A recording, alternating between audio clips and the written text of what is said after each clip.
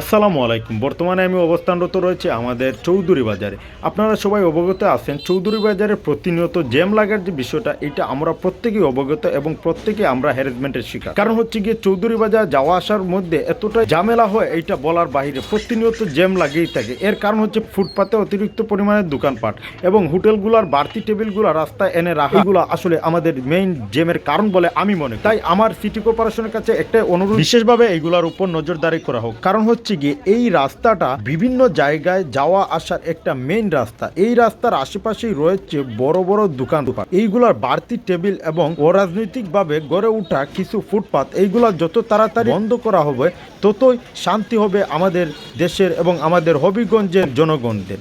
আপনারা যে এখন ব্রিজটি দেখতে পারতেছেন, এই ব্রিজটি আসলে বানিয়াচঙ্গে যাওয়া এবং নবীগঞ্জে যাওয়ার রোডে যাওয়ার ব্রিজ। এই ব্রিজের পাশেই রয়েছে দূষিত একটি আবর্জনার কারখানা, যেইটার উপর সিটি কর্পোরেশন কোনো নজর নাই।